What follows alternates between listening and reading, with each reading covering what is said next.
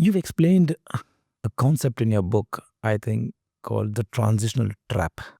What does that mean? What is transitional trap? It's not really a concept, but I have dedicated an entire chapter to the top 10 reasons why those 40% of executives fail all the time. Because you So- said that almost in the first 18 months, 50% of 40, the yes, 40% of the executives, 40% of the executives fail in the first 18 months yes, before they reach at the Yes. outcome they're expected. right. And they give it up. Mhm. Why? And by the way, that 40% number is verified by 5 independent organizations. The most validated of the 5 studies that I cite about the 40% failure rate is from Heidrick Struggles. Heidrick Struggles is one of the largest search firms in the world. And what they have done is they have looked at a 10-year time period throughout which they have placed 20,000 executives into thousands of organizations. And then they went back and checked back on those 20,000 and found that 40% of them have been fired or quit on their own. Now, that is just one of the many studies. McKinsey have done this study on their own, and they've come to a very similar conclusion. What they do is they differentiate between internal promotion failure rate, which is a little lower, more like 33 to 37. It fits in the culture of the company. And the external hire rates, which is 42 to 47%. So that still gets you into the 40%. Harvard Business Review has done the same. Development Dimensions International has done the same. So no matter where you look, the 40% number holds true. Now, what I describe in a full chapter in my book is the top 10 reasons for executive transition failure. But if I wanted to give your audience Two or three reasons. a very short 3 reasons. group reasons, there are actually 3. I use that on a PowerPoint slide when I speak about the topic.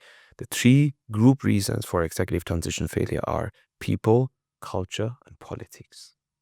People.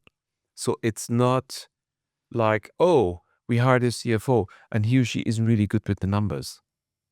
Or, oh my goodness, we have hired this chief people officer and he or she does not have any idea how to translate the strategy into the people agenda.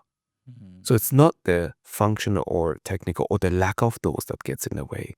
It's what we call in HR the soft skills or the poor demonstration of those that gets in the way of success. Yeah, I think we just spoke on people, on how they fit into each other and how they actually exchange the interpersonal relationship and how and then we spoke about the culture. And the third aspect, what you said? The third point? Politics. Politics. When you say politics, is it the relationship with the stakeholders or something? It's just the level of politics that you need to expect to be much higher at the C-suite than anything else before, especially if you move within the C-suite into the global headquarters. And I've had the luck or I've been unlucky in whatever way you look at it, in that I've worked at country level, at regional level, and at the global level in the head office of every one of these organizations that I've had the pleasure of working for. So Adidas, GE, BAT, Roche, and Vodafone. I've worked in various organization units. And as soon as you hit the headquarters office location, you should expect politics to come your way. Wow. And then you design something called as the bulletproof for this is the double diamond framework of yours. Yeah, the double diamond work is the overarching framework that helps any executive to be more structured, more intentful about the upcoming transition and avoid the biggest challenges and the biggest derailers. Yeah, the solution to these problems. Yes, exactly. It's actually 2 full chapters of my book.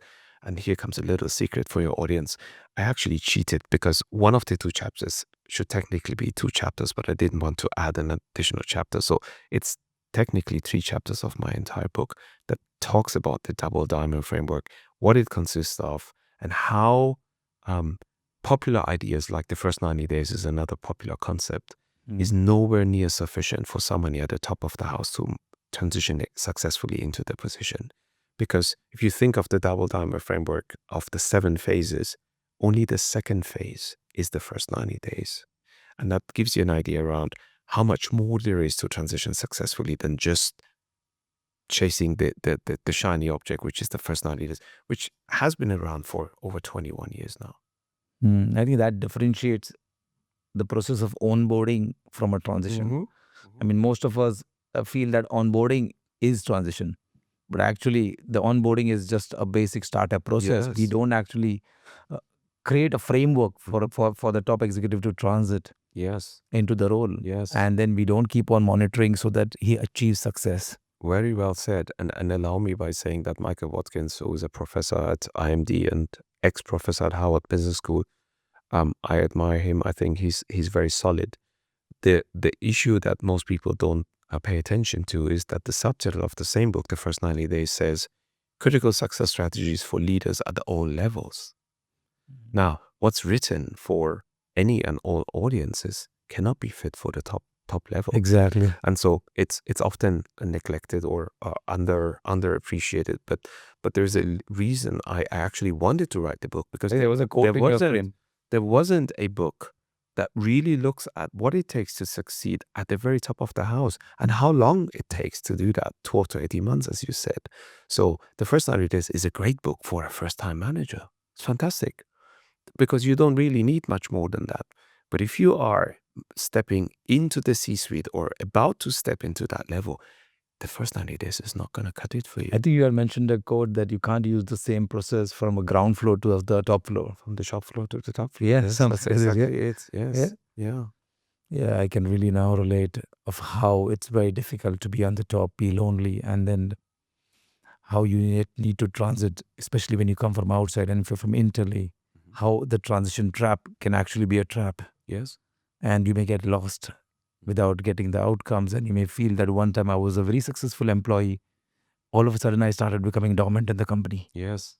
Yes.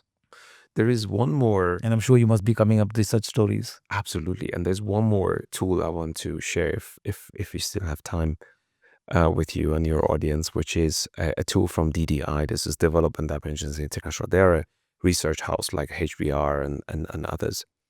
And so it's included in the transition study, the executive transition study, that they repeat every 3 to 4 years.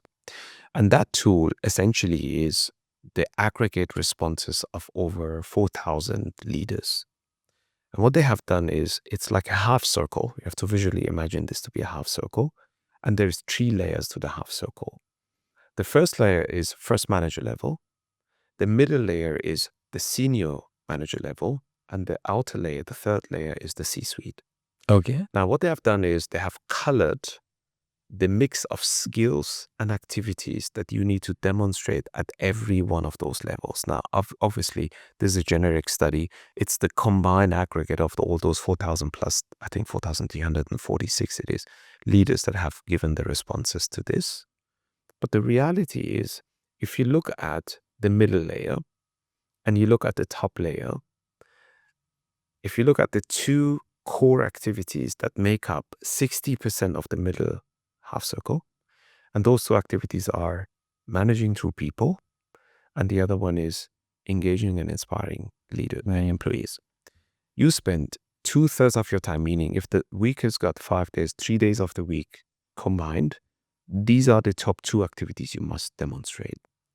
Now, if you were to move into the C-suite, suddenly, and the colors of those 2 activities become almost insignificant. Now, suddenly, you're asked to contribute 60% of your time to do 3 very different activities. One of them is making high-risk decisions. Do we go for this ERP solution or that one? Do we go for SAP or Maybe Oracle? some GP or Microsoft. Do we allow our employees to use AI or not? And if we do, what boundaries do we want to put around it? Just some examples. Yes. Do we need an in-house marketing team or we outsource a team? Yes. Second one is managing organizational politics. Whether we like to admit it or not, this thing exists. And whether you are good at it or not, it will come your way, right? And the third one is that you're always perceived to be the corporate leader, no matter where you are. So imagine if I was in my personal capacity as Naveed Nazemian sitting here with you, and I said a few things that are considered wholly inappropriate. If I also happen to be the CHRO of Vodafone, guess what's going to happen as soon as the episode hits the social media channels? The shitstorm will be all over me. 100%. And the company to say, how dare he said those things? Yes. So you see how arguably I'm still the same person that was promoted because I was successful at the middle layer. Yeah. but how you need to shift your mind and the mix of skills and activities just because you have been promoted to a top level of the same organization.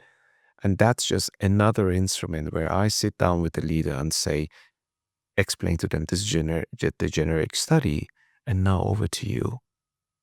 What are some of the skills and activities that you must let go of that won't serve you in your new role anymore?